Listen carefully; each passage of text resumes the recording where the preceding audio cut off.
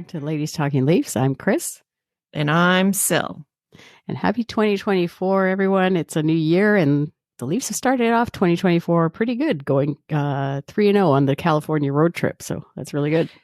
Yes, it's been a while since our last show, so we have lots to get into. But first, we wanted to let you know that BetOnline has you covered with all the up-to-the-second odds, news, and scores.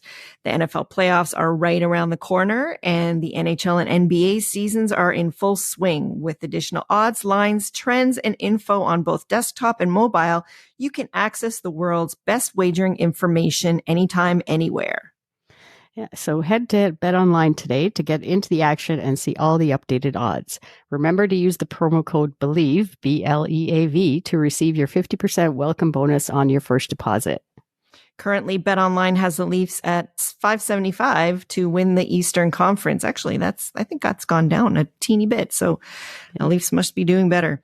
Anyway, BetOnline, where the game starts. So please gamble responsibly. If you or someone you know needs support or advice, reach out to Connex Ontario or an organization near you. Place your limits and stay within it. And now we want to give a shout out to a few of our top fans on Facebook, Kimberly Dawn, Kelly Ward, and Carol Laundries. So thanks for checking out our Facebook content, and thanks to everyone who chats with us on our social media channels. You can also check out our YouTube channel, where we have added all of our videos from our trip to the NHL Global Series in Stockholm, Sweden. Our social media handle is at LTL1917. A couple things we want to note. First, congratulations to the PWHL getting its first season going, and the first few games have been incredible.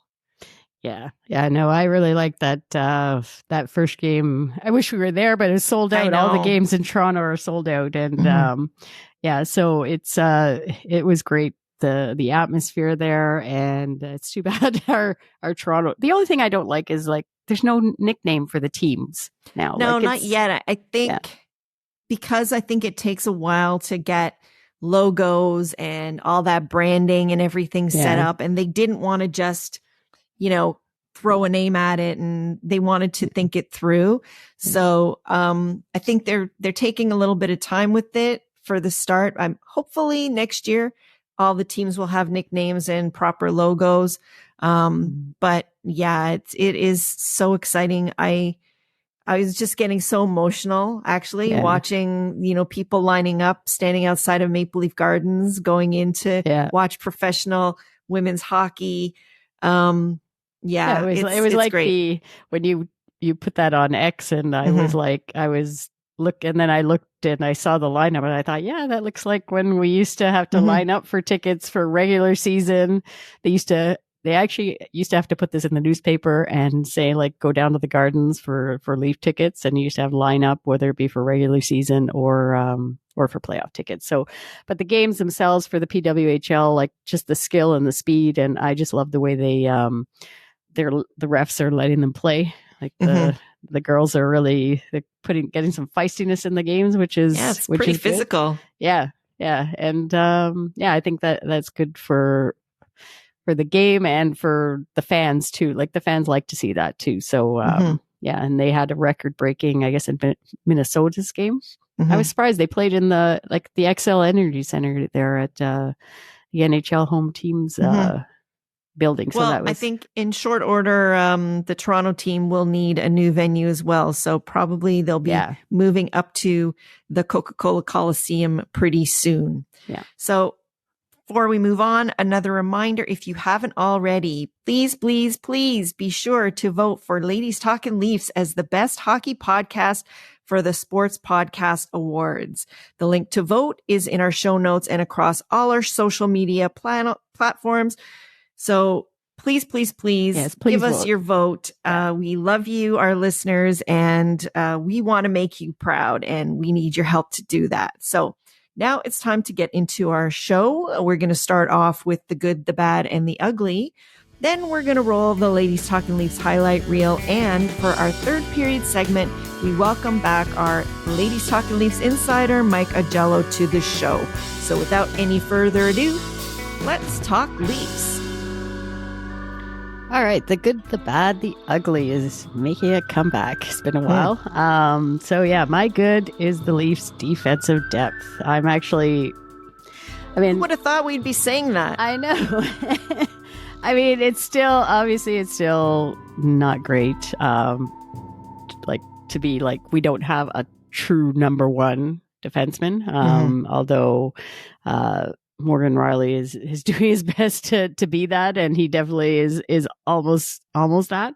But I'm just thinking, like, in the lower parts of the deep pairings, like Giordano comes back after being off for 12 games, and I actually think that's going to help him because he was basically burnt out for the playoffs last year. So I'm thinking that break for him is going to be good for us. And then Liljegren as well missed some time with the ankle sprain.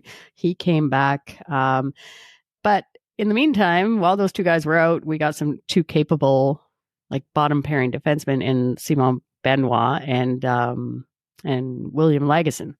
So Benoit has really become almost like a fan favorite now on social media, and just both of them, Lagesson and Benoit, have the style of play. They're just gritty defensemen, basically, right? They like to hit. They'll drop the gloves if they need to, and they could skate, but they're not quick at that part of the game. So I think, but that's not what they're meant to do. They clear the front of the net.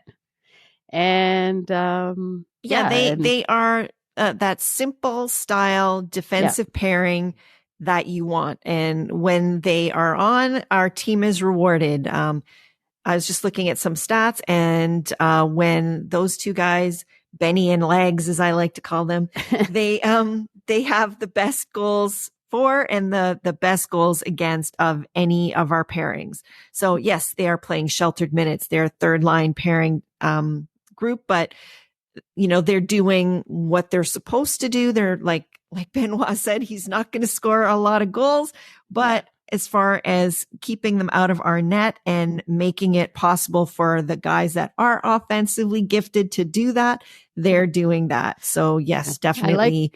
I like too that they've got that set pairing with Benoit and McCabe now, and they seem to be playing more when Matthews' line is on there.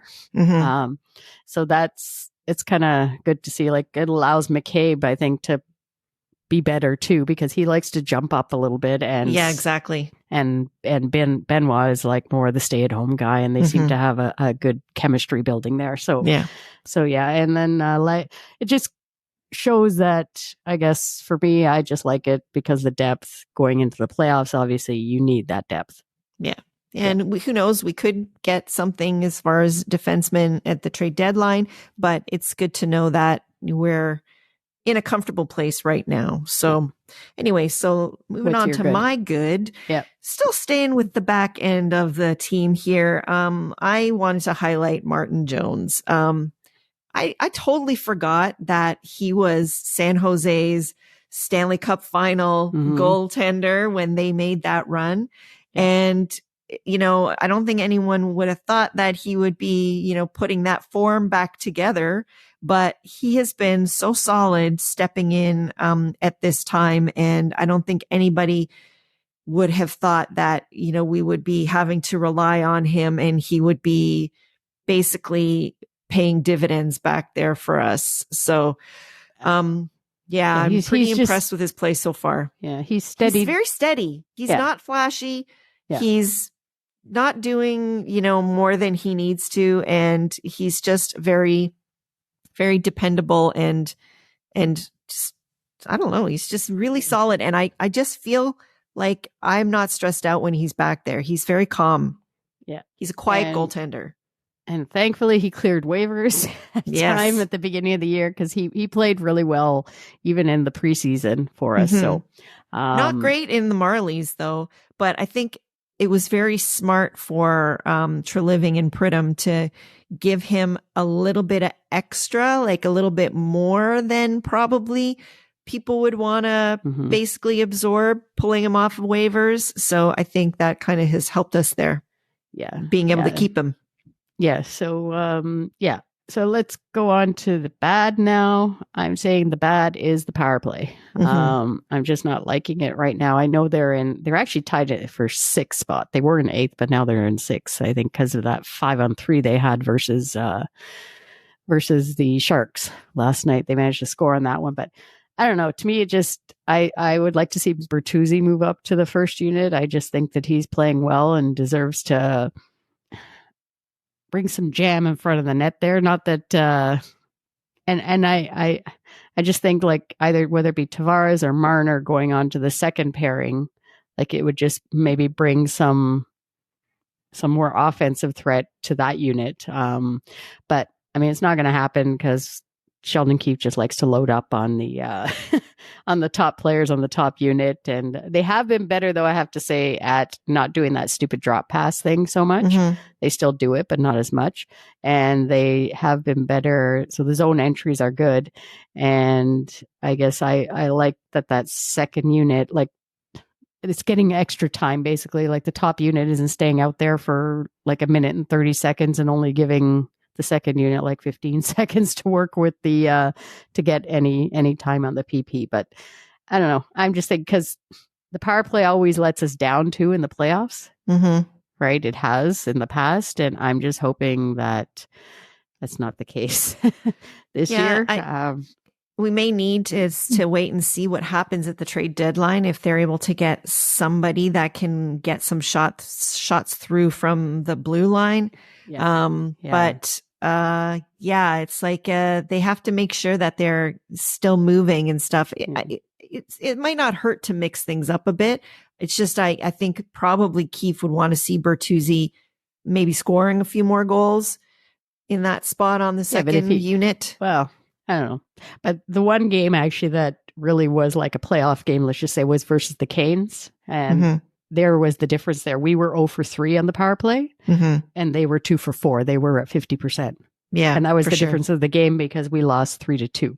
But we got nothing on our power play, right? So that's one. And then the other thing, I guess I looked at, it was interesting. I looked at NHL Edge at the stats, and they had our ozone time is 56.1%. The league average is 59% in the ozone on the power play. And that 3% of our 3%, the difference is being spent in the neutral zone. Right. That's with the ozone entry, I guess. Sometimes like if the teams they're standing us up at the blue line a lot of times, some of these other teams. But anyways, that's my bad. What's your bad? So my bad is Ilya Samsonov, and not Ilya Samsonov, the man and the player, but more the situation and how it could get to this point. Anyways, I don't really want to go into too much detail on it. But our league goaltending save percentage without him is the highest in the league at .921. So if you took out all of the games that he played, we have the best goaltending in the league right now. I hope he's not listening to all those stats that are coming out about 100%. Him lately, because he doesn't need to be listening or hearing that. No, those stats. But that being said, I hope that he can mentally get his game back.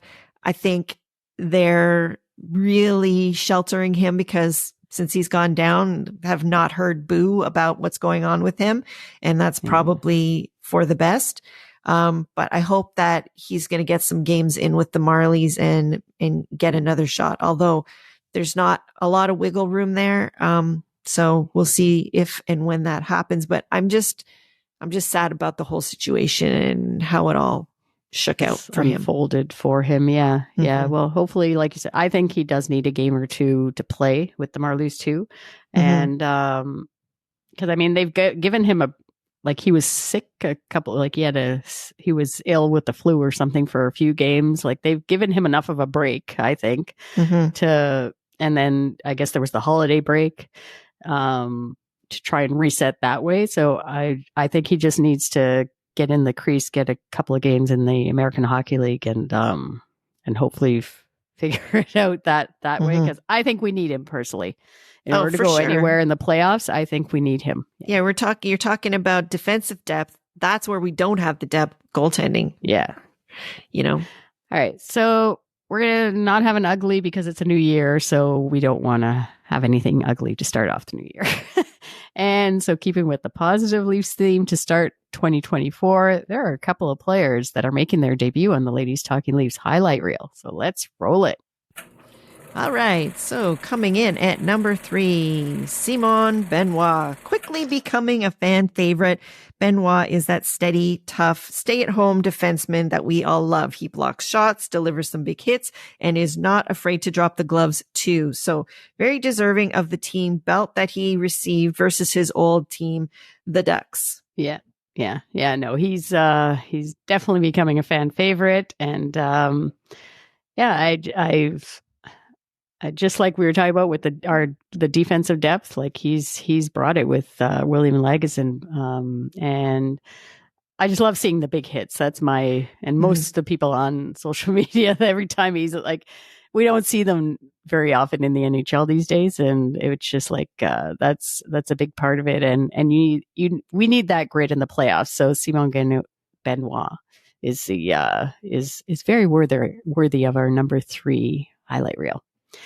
Number 2 is Martin Jones, who we were just talking about. We are so thankful for Martin Jones. He played well in the preseason, but then he got sent down to the Marlies, managed to clear waivers somehow. I think there was some bonus involved in that. That's why teams didn't actually get him something tied into his contract that the Leafs snuck in there. So he didn't get picked up, which is we're very thankful for. But he knew his role and that the opportunity would come up to return to the NHL. And it's not that he's been great, but we don't need him to be great, right? We need him to be just really good. And yeah, he's been really good. As I said before, he's just been steady and quiet back there. I think that helps the team in front of him feed off of his confidence. I do think that people the players can sense that.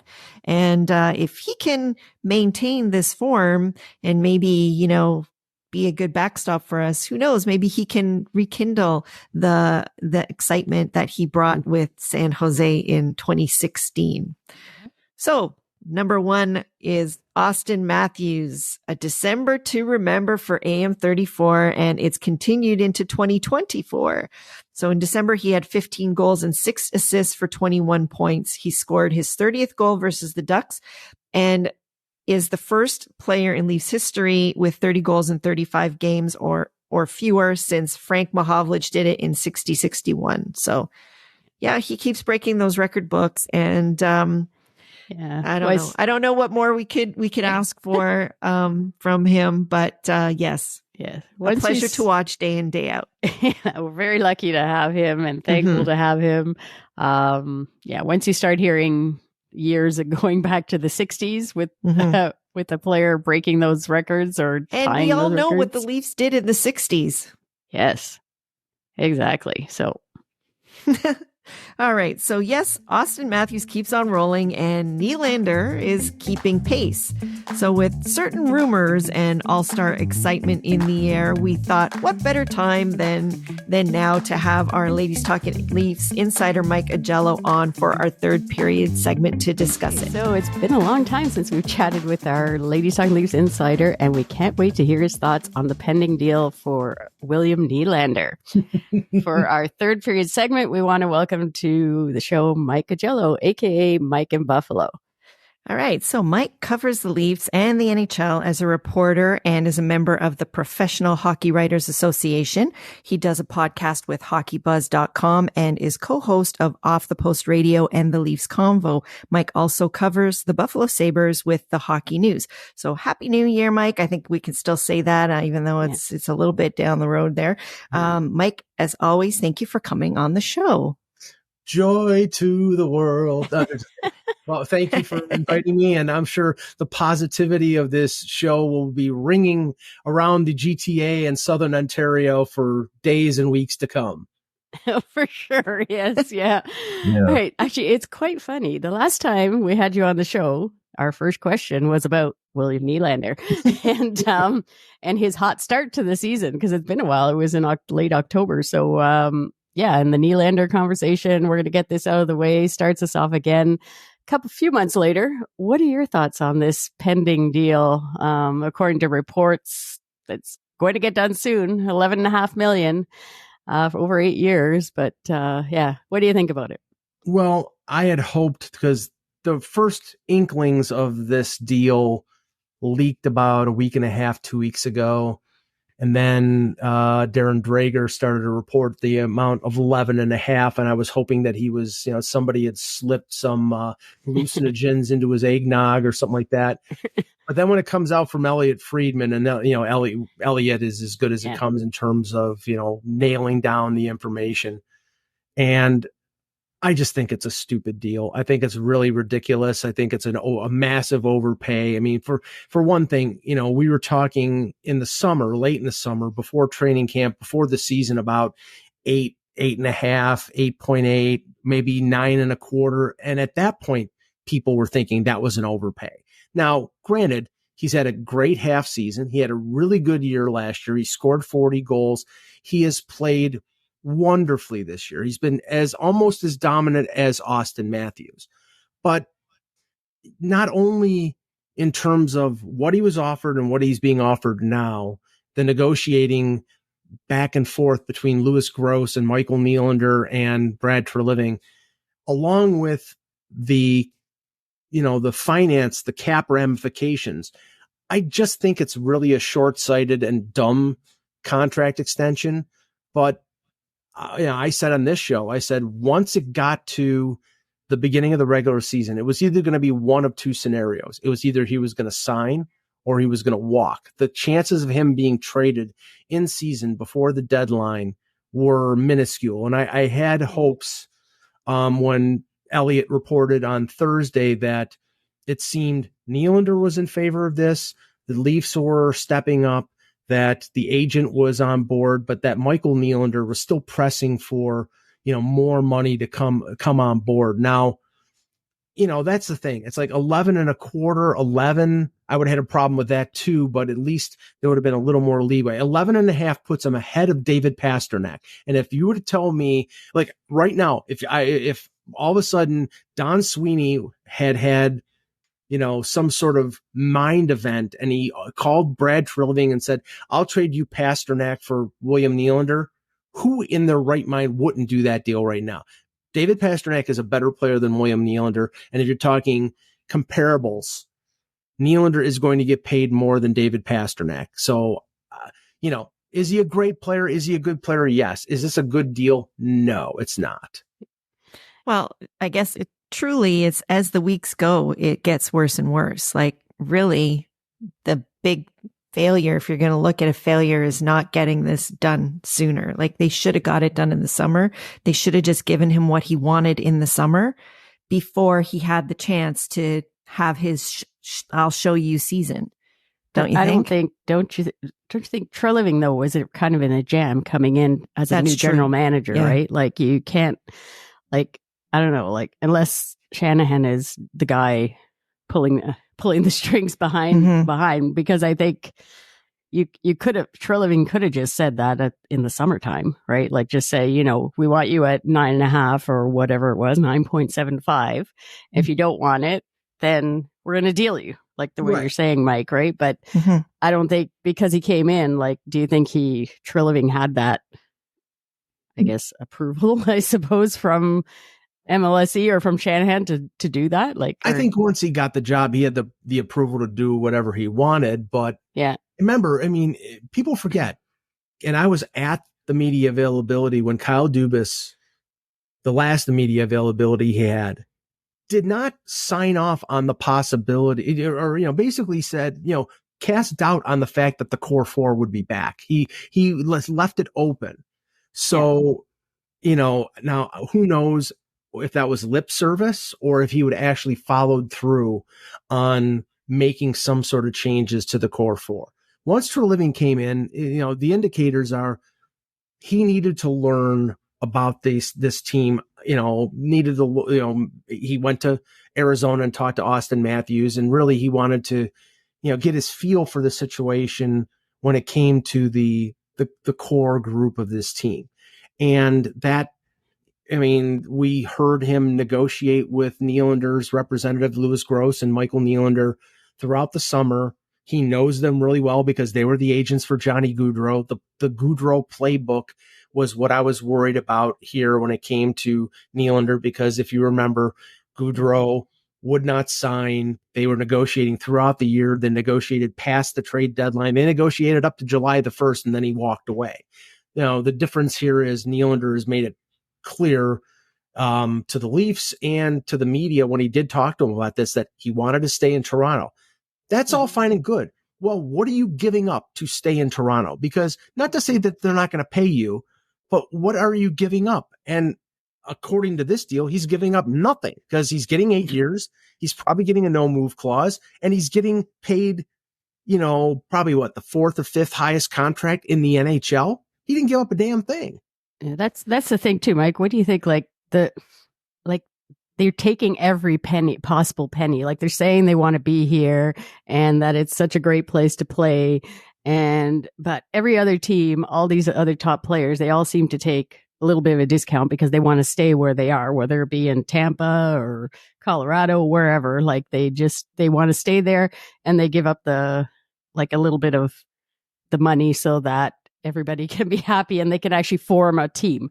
But with these guys, I know there's a lot of people coming off the books. Like, Brody is coming off the books. There's these deals with Domi. Samsonov is coming off the books. Samsonov and so on. But these core guys and their dads, Michael Nylander is a huge piece. Yeah. Where and Michael else Nylander in the league do the dads get a say? Yeah. Yeah. That part bothers me. I don't if that's happening, fine, but keep it out of the media. I don't want to hear about dads negotiating in the background. Well, okay. in this scenario, Michael Nylander is part of the agency. He works with Louis Gross. So Paul Marner is just an interloper. He's just somebody who's, part, he's part of it because he's Mitch Marner's dad and he's always been involved. So, but no, Michael Nylander, you could say, well, he's treading on areas that he shouldn't, but he's part of the agency and he's got a lot of influence over his son and over the direction. And anybody who remembers his career, he got every last penny out of every for sure. team. So, but if they want to win, I don't know. I just don't see how they're taking every single penny, but they say they want to win in Toronto. Well, and that's the scenario that really sort of should irk a lot of Leaf fans. I don't begrudge William Nylander getting every last dollar that he can. If this was a non-cap system, if we were back in the days where Joe Nieuwendyk and Gary Roberts and Matt Sundin was getting $9 million a year, and Eddie Balfour and McCabe and Cameron, they were all getting signed. It was a non-cap league. This is MLS is a bottomless pit of money. Just look at your Rogers cable bill or your Bell phone bill or whatever. They've got money to burn, but it's a cap system. And the cap is going to be at the most $88 million last year. And I calculated it. And I calculated it at Nylander at $11 million, but it's 11.5. And if it's 11.5, then the core five, the 4 forwards and Morgan Rielly, who all have no move clauses, they make $54.15 million. The cap is 88.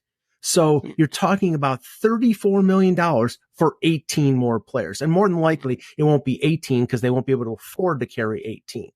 Good luck fielding a team that, you have to put a team around these guys to be able to win. And that's my problem.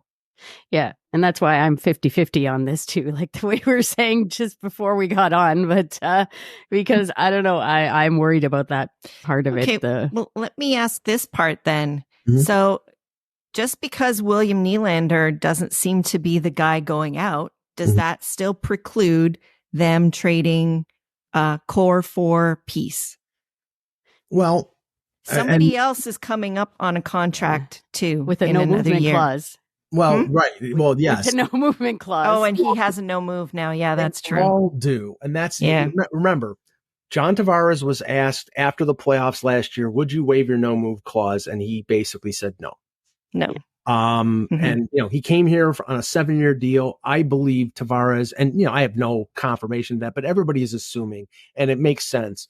Tavares, I believe it turns 34 when his deal expires. More than likely, he wants to stay in Toronto. He wants to finish his career in Toronto, but he's not going to be making $11 million. He'll sign probably for less. Now, what less means, I don't think it's going to be Giordano's $800,000, but I think it'll be probably $5 or $6 million. And he's still a really effective, good player and a good leader, even though he's not a rah-rah guy. Okay. So, but that's in 2025. 2024, he's still on his 7-year deal. So is Mitch Marner. They all have no move clauses in their contracts. The underlying rumor out there over the last few months, well, if they sign Nylander, Mitch Marner is going to get traded. Okay. Mitch Marner is going to waive his no move clause. Yeah, okay, you sure. won't. That's true.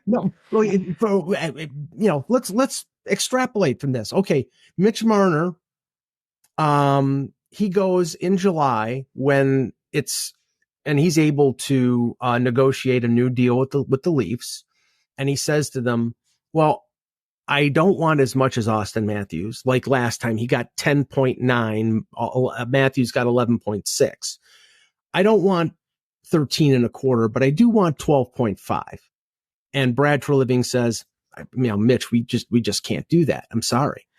Okay. Well, then now if you want that someplace else, waive your no move clause and we'll work on a trade to a place that you want to go to. Well, okay, I don't want to go anywhere. I want to play in Toronto. So I will play in Toronto for 1 more year and then I'll sign a 7-year deal someplace else and I'll stick it to you. Yeah. I see that happen. I don't have to waive the no move clause and you get nothing for me. And I get 1 more year and I get to play with Auston Matthews or Tavares and put up 95 points. And I go in with a cap going up to 90 million and people willing to spend the money on me. You're not willing, but somebody else will be. Why would he waive? It's not that they're not willing though. Yeah. It's the fact that they can't do it. Right. But right, exactly. Why is he the one holding the short end of the stick? You paid Austin, you paid Willie. Why aren't you paying me? What am I, chopped liver? Well, what if Willie, like hypothetically, it is ahead of Marner in points and everything this year and does it again next year? Mm-hmm. Then can Marner still say, I deserve more than Willie? Well, he can say anything he wants. It's what the Leafs and the problem rearranges itself a little bit after next season. But for the Leafs to be able to surround, the clock is ticking here. You've got 4 more years with Matthews. Tavares will be another year older. We're all going to be another year older. But you have these players all in their prime, and that's a finite time space. So you've got to strike while the iron is hot. And you could say, well, we'll just wait another year. Well, Tavares could be over the hill at age 34. You don't know when somebody's going to drop or when somebody gets hurt or whatever. So you sort of have to strike while all these guys are at the top of their game. And that's why having $34 million, and yes, you're right, Brody's expiring, so is Domi, so is Bertuzzi. There's a lot of money coming off, but what you're not factoring in is then Matthews' contract kicks in from 11.6 to 13.2, and now it's a $5 million increase from $4.5 million increase from what Nylander is making. And what if you want to re-sign Brody? Is Brody going to take a pay cut? Is he going to take what Mark Giordano's taking? Can you find 3 or 4 veterans to take less than $1 million to play with these guys? A lot of things have to fall in place. Yeah. And what do you think, too, of Auston Matthews' role in this, too? Because obviously him and Marner are buddies, right? And, I guess would he somehow have any say in Like, I What is he mean, going to do? He's like, he's locked in for 4 years. I mean, I'd love Mitch to be back. I mean, if he wanted Mitch to be back, he could have taken less. He could have taken 12.61. He could have taken $1 more than Nathan MacKinnon, but he took $600,000 more than MacKinnon on a 4-year deal. Okay. right. Nobody's taking less. Nobody. The only one who took less is Morgan Riley. Mhm. Yeah. Morgan Riley took $7.5 million. And he got his security. He got the 8-year deal. He got the no move clause. Nobody's taking less. Yeah. Yeah. Well, we pretty much know it's going to be a done deal. And I guess, I don't know. Do you have something else to say, Sil, about it? I have one more question. So how far do they have to go in the playoffs this year with all of this that's going to play out for it to basically sit a little better if they have like a crappier year next year, because next year's the year that they're going to feel the biggest pinch. So how far do they have to go in the playoffs, do you think? You're going to think I'm unreasonable. They have to win the Stanley Cup. Yeah, that's what I was thinking too. Yeah. I was thinking if they win the cup this year, next year, a lot of teams have that kind of post-cup slump. Sure. So maybe it would be a little bit more okay, but yeah, like they kind of have to go all the way. But what if they make it to the final and they don't win? How about that? But then the end goal is not achieved. I mean, remember, I look at this the way, and I always look for historical comparatives. If you're, and we know that like after the lockout, things changed in terms of the cap, but in 2004, when the Tampa Bay Lightning won the cup and they had LeCavier, Richards, St. Louis, Dan Boyle, they had that core group making most of the money in a non-cap system. And they come back after the lockout and they can't afford to sign Nikolai Khabibulin, their goaltender, because it's a cap. Okay, so there's a cap here, and the cap has been flat for a number of years because of the pandemic. Things would have changed had that not happened, but it did happen, and they put themselves in a position. But now that we're coming out of the pandemic and the cap is going up, they're doubling down on the scenario that didn't work for 5 years. That's what drives me nuts. Nobody knows the cap better than Brandon Pridham, but I don't know how Brandon Pridham can wave his magic wand as if he's borrowing it from Harry Potter or something. I don't know how he makes this work with 55 to 60% of the cap going to that core 5 group. Okay. I think that we've covered all the bases on this one. Yep. But it's still going to get done anyway. It's going to get done anyway. Here we go. So I'm hopeful that there's some kind of massaging that they know about that we don't know about. Anyways, we will see. Yeah. So let's look a little bit more at some of the other players and aspects of the team. So on a few shows, we talked a bit with you about Nick Robertson, and it looks like he's still having trouble finding his footing on the team. So he was a healthy scratch for the last couple of games. So what do you think is still holding him back? And then part 2 of this question is, do you think that he will finish the season as a Leaf? I'm starting to have doubts. Now, thankfully, the one thing that has not happened is another injury. He's been healthy. Now, he's in a third line role. He's playing with Max Domi, who I think Max Domi is a better fit as a winger, but he's played better with the Leafs up the middle on the third line, protected defensively by Calle Jarnkrok. And that third line has been okay at times. At other times, it's been not so great. He's got 5 goals in 24 games. You extend that out to 82 games, and that's 16, 17 goals. That's not terrible, but he's not very good defensively. He's small. I think that, that's part of the issue here. I think his skill set fits as a top 6 forward, but he's never going to play top 6 for this team this year because Tyler Bertuzzi's occupying one left wing spot, and Matthew Knies has played really well, and I think has gradually grown into a really good fit with Matthews and either Nylander or Marner. So he's sort of blocked there in terms of moving up. And I'm not sure, even if he did move up, that Sheldon Keefe has a lot of confidence in him to be good enough defensively to match up with, Tavares or Matthews. Bertuzzi is fairly defensively responsible. Nyes, I think, for a young guy, has been pretty good at that. And sometimes they mix Yarncroke in there, and Yarncroke is very good two-way. Robertson's not so much. I mean, if they make a trade for a defenseman, I would think that Nick Robertson probably would be part of that deal because he's only 22 years old. He's got a lot of offensive ability. And I think there are probably managers out there who see, that as sort of a diamond in the rough that they could get out of Toronto. Now, if they trade him for a defenseman, that's fine. I mean, I'm not saying I hope he has a good career. I'd like to see it in Toronto. I thought it would happen, but the injuries have sort of knocked him back. But if they trade him in a deal to get a defenseman, then at least they're getting something for a young kid still on his entry-level deal.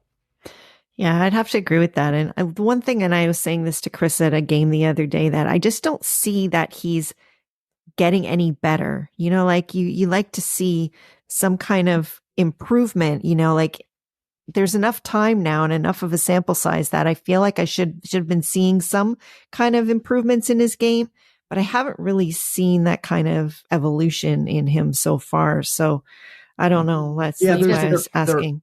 There hasn't been a lot of growth, but at times I thought maybe there was some hesitancy about him, like not putting himself in vulnerable positions to get hurt again.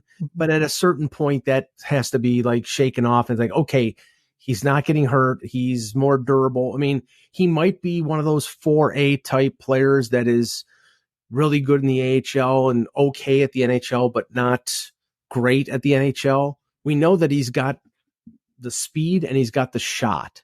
It's just whether, maybe he's a good fit on a San Jose or a Calgary or a Chicago where he could play top 6 minutes. But right now for a team that is purportedly contending for a Stanley Cup, he doesn't sort of fit in there. Yeah. And it's the ice time. Like he's not going to get anywhere playing less than 10 minutes a night almost every game. No. And he gets no time on the power play too. And that's, I think, where, like, even if he was on the second unit, but he's not. He's had a couple of chances, I think. But yeah, I think the opportunity, like you said, if we get a defenseman for him, that would be quite nice. Let's just say that, right? Or even a goalie. You never know, right? That's another. Well, we'll talk about that in a minute. Actually, we're going to talk about David Kampf and the healthy scratch that he had. I guess after the bad turnover and everyone saying Sheldon Keefe was basically sending a message to the group that it's not just him. It's been that it's been talked about how Keefe is trying to change the accountability of this team. But do you think by doing that, like, did it actually make any sense that way? I don't know. Like, I'm wondering, like, with Keefe and I guess the relationship he had with Dubas, whether or not, because remember that time where he called out Marner and Matthews, I think it was at the time, it was the beginning of last season, and he had to reverse his comments. But this type of thing with Kampf, like, do you really think that it sends a message that way to the whole team? Well, I mean, if you look at the way that the team has played since, it looks like the message got through because they played much better defense. It happened after the Columbus game, and then they played better defensively against Carolina. They lost that game, but then really they've played really good defensively on the West Coast trip. So apparently the message got through. They didn't get Ilya Samsonov in goal too. Yeah, please. I mean, that was one. Yeah. I mean, you give up the puck and it ends up, hitting the twine. I mean, you'd like your goaltender to be able to cover up for mistakes. But I mean, okay, let's just say this. I know everything is made a bigger deal when it comes to Toronto. I understand that. I've either been a caller to a radio show or a writer or a fan or whatever for my entire life, and I've lived within an hour of Toronto all my life. So I know what the big smoke is like. I get it. so what that he had a 332 game consecutive streak? I think his wife put it out on Instagram or something like that. Big whoop.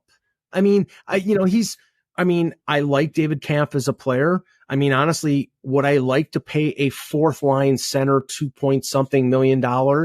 No, I thought he was going to be their third line center, and maybe he'll be their third line center next year when they walk away from Max Domi. But, he's played up and down this year. I don't think it's a cardinal sin to sit a guy for a game, especially if you're doing it to send a message. And clearly the message got through because they've played better defensively since they benched him. And then he came back and he's playing fine. And the rest of the team got the message. You've got to play both ends of the ice for us to be able to win. Well, and I guess, I see a difference in his play, especially. Yes. His play, I think, with that fourth line has been pretty good with Bobby McMahon and Gregor. Gregor, yeah. And I really like Bobby McMahon. I've liked Bobby McMahon since last year. I like the size that he brings in the lineup. Ryan Reeves should not get back in the lineup ever if it's between him and Bobby McMahon. I'm sorry. Because Bobby McMahon can actually skate, can actually catch up to people, and maybe every once in a while run into a puck and put it in the net.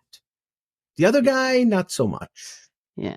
The only last thing I will add here is that, I think a lot of people are wondering, why didn't he sit or bench, some of the other guys, top guys, like, Mitch had some pretty brutal giveaways during that time frame.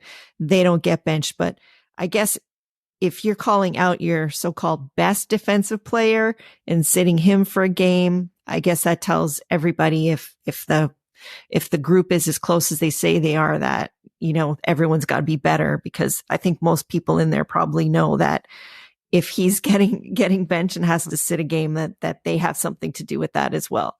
I mean, so think of it this way. Kampf is in the first year of a 4-year contract. Mm-hmm. He's going nowhere. He's part of this team. And if you bench him for a game, it really doesn't have a lot of effect on him, because they're not going to send him to the minors or anything like that. It was a message being sent. Now, yes, you could bench Mitch Marner because Mitch Marner gave away the puck a couple times against Columbus. Does Sheldon Keefe really want to go to war with one of his top 3 or 4 players? Does he really want to, especially because every question that Sheldon Keefe will be facing is, well, Mitch gave away the puck tonight. Are you going to bench him again? What I'm saying? It goes down a road he doesn't want to go down. Now, he can send the message without pulling that trigger, because once you pull that trigger, especially in Toronto, then the game is up. Yeah. Mm-hmm. Yeah, that's very true. Yeah, that's for sure. Yeah. Okay, so final one for you.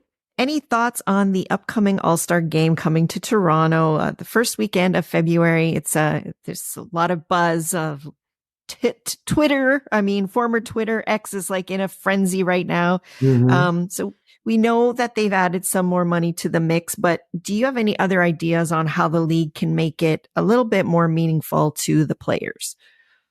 Cancel the game. I mean, I've been, it's funny because there's nobody I respect more than Pierre LeBrun for The Athletic. And I've been of this mind, but, I thought I was a lone voice in the wilderness. If I'm not misrepresenting what he said, he basically said the game is a waste. It's glorified shinny. And honestly, like the NFL, they don't do much right, but they eliminated the Pro Bowl because nobody watched the Pro Bowl. Like, okay, as a fan, what will I watch? I'll watch the skills competition. The skills competition is interesting. The game is a bore. I don't care if you give them $10 million. It's a terror. Now, okay, I realize I'm a 56-year-old man. The kids, they want to go to the game, and they get to see a chance to see McDavid and Matthews, and I get it, but it's not really that much of a game. It's not really a game. It's just like skating around. They don't want to hurt each other. I mean, it already has taken a hit because Jack Hughes is probably not going to play, and Connor Bedard is broken, has a fractured jaw. Yeah. So there's a couple players that people would want to see, and now they're not going to see. and next year, like everybody's pointing out, well, next year there's not going to be an all-star game because because they're going to have the best on best World Cup thing with I'm like, yeah, okay, how about this idea? Never bring it back. Never. I am all in favor of getting rid of the all-star, have an all-star weekend, or if you're going to have an all-star game, merge the all-star game and the Winter Classic, have an outdoor all-star game instead of a regular season game. That's fine. Then it's an event. It's outdoors. And, that game is played at 3/4 speed anyway, because sometimes it's in a blizzard, let them like do spinoramas and whatever. Fine.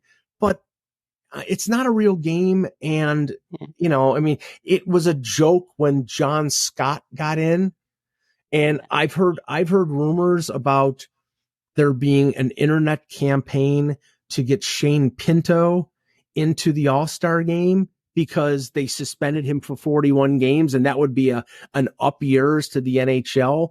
I don't know if that's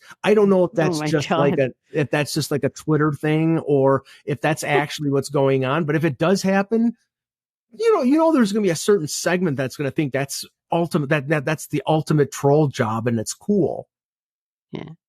But am I glad it's in Toronto? Sure. If I get credentialed for it, will I go? Yes. Would I like to leave the game in the second period in the All-Star game on Saturday? I'll be catching the GO train as quickly as I possibly can. What do you think this idea? I think I heard of it before, but what do you think, like, whoever wins, whichever conference, that they get home ice in the Stanley Cup final? They did that in the baseball all-star game. And then it really, you're going to base home field advantage or home ice advantage on a meaningless game. No, but that would make it meaningful, though, because then it's still meaningless. It's like, what does Thomas Hurdle for the San Jose Sharks care about home ice advantage for the Western Conference? He'll be in Hawaii sipping Mai Tais when the conference finals and the Stanley Cup finals are going on. So he doesn't care. Yeah, that's true. Very true. Yeah. No, I actually really like your idea of merging it with the Winter Classic. That at least, celebrates the history of the game and stuff in a different way. I think the players enjoy that because they get to bring to a man say, it's a family weekend. They like bringing their families to the Winter Classic when they get to play in it. So I think that's actually probably would be a good middle ground for that. So anyway, Mike. Oh, okay. Can I hijack the show for just a second? Sure. Just to talk about the goaltending. Okay, yes. Go ahead. Go ahead. Because your thoughts, please, sir. Yes, I am of the opinion that, this is not said with any kind of animosity to Ilya Samsonov, because I actually have a lot of sympathy for him because, we've seen what happened with Jack Campbell in Edmonton, and he got sent down to Bakersfield, and they sent him down there to sort of get his confidence back, and he didn't. And now he may never come back because he's played badly in the AHL. And I think that's the reason why the Leafs smartly have not played him with the Marlies. But that being said, I don't think he can be trusted to play again. I think now, unfortunately, Joseph Woll is going to be out probably until after the All-Star break. They've got a couple back-to-backs over the next couple weekends, where Dennis Hildeby they've been hesitant to play him in any games. And I understand why, because he only has like 18 games of experience in North America.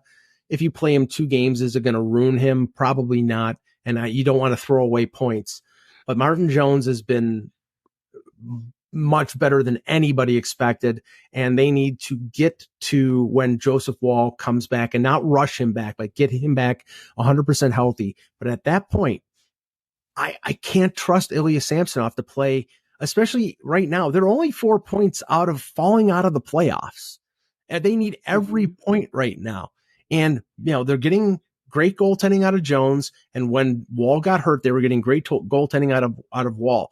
We've said this on this show before. Samsonov has been bad from the get-go. He was bad in that opening game against Montreal. He's had maybe 3 or 4 good starts all season, and the rest he's given up 1 or 2 or more bad goals. So if I'm Brad Treliving, I'm being kind to him. I'm being sensitive to his, whatever's going on with him. He's suffering from a broken psyche, whatever the hell it is.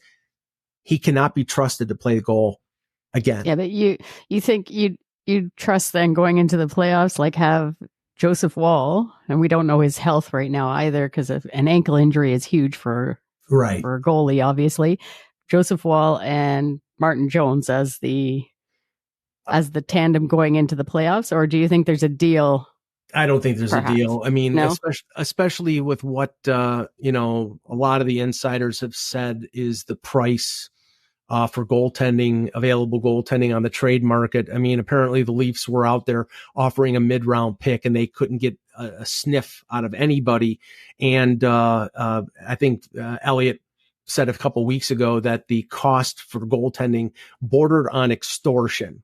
So if it's like that, I mean, if you're talking about going out and trading for a Jake Allen or a Dan Vladar from Calgary, you're probably talking a second round pick that they don't have. They don't have a second round pick for the next 3 drafts. So, I don't know that they can get a goaltender above what Woll and Jones can be, that they'd be willing to give up. They don't want to give up any of the remaining draft picks. They don't want to give up Cowan or Minton or any of their existing prospects. So I think, and we don't want to give anything to the Habs either. Yeah.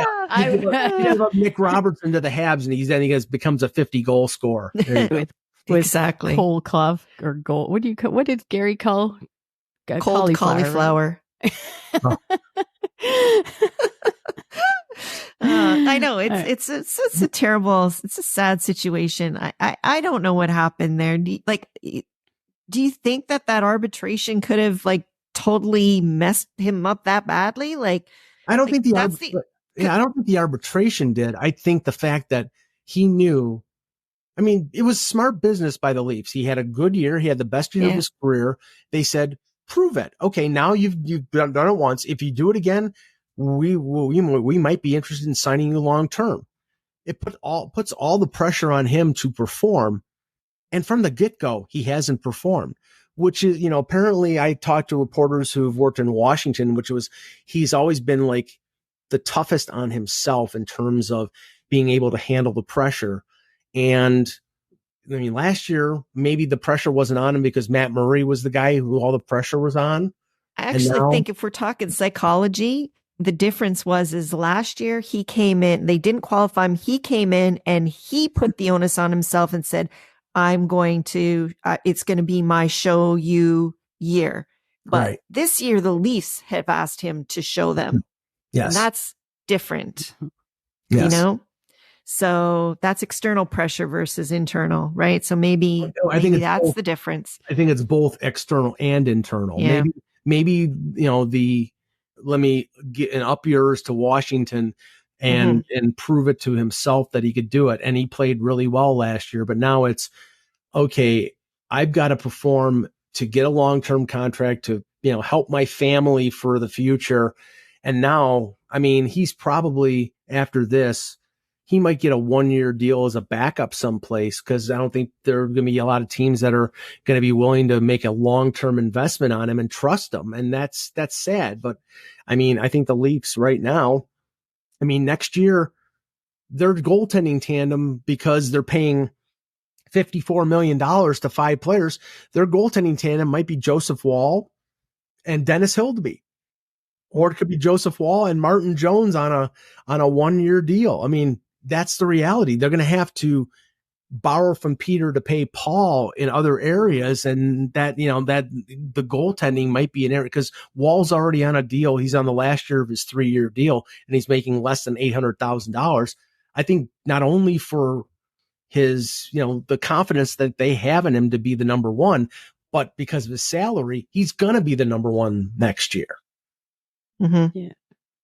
Yeah, so we'll, I guess, see how it all shakes out with that. But so much fun in the crease there. Lots of fun in the. And we didn't even talk about the defense. So there you go. No, I know. There's always so much to talk about. So there will be plenty more on the horizon for us to discuss with you for sure. So thanks again, Mike, for coming on the show. And for our listeners, check out Mike's blog and podcast on hockeybuzz.com and the Leafs Combo. And if you want to see what the Sabres are up to, you can check out Mike's articles on the Hockey News as well. So also follow him on X. Make sure you do. And his handle is at Mike in Buffalo. Thanks a lot, Mike. Always a pleasure, ladies. Thank you. Thanks.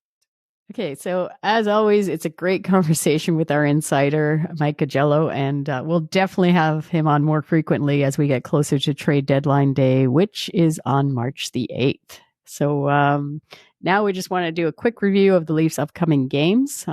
So this week they start off with a home game versus the Sharks, and then they go on the road to play the Islanders on Thursday and another back-to-back at home, first versus the Avalanche on Saturday, and then a divisional game with the Red Wings on Sunday. So it's a busy week.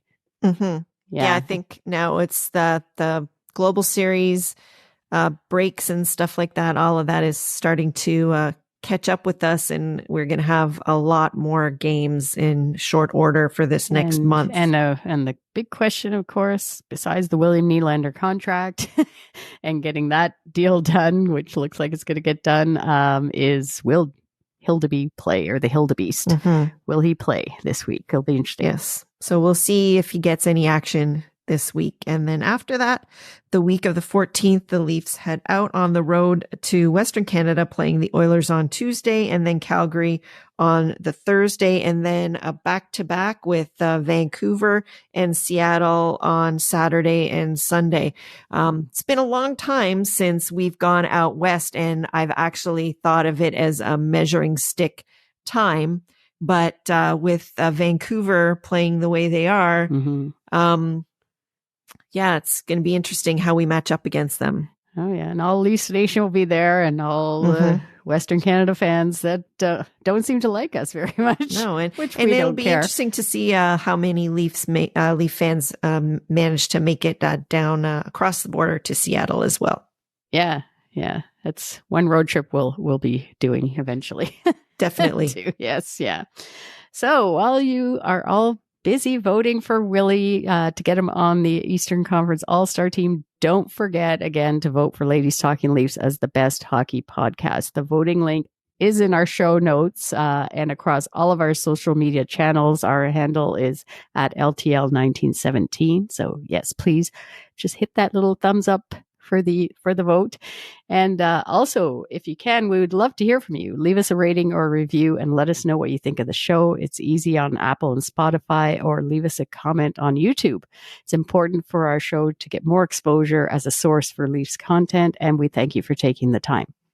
And another way to help us out is by visiting our Ko-fi page at Ko-fi.com. You can follow us there, and if you choose to, you can support us by buying us a coffee. Any donation goes towards helping us produce the show and making it even better for you. Find the link to our Ko-fi page on our show notes or in any of our social media profile pages. And we want to thank, as always, our healthcare workers and first responders for everything that they do. We thank you as always for listening and watching Ladies Talkin Leafs, presented by Bet Online. Till next time, go Leafs, go.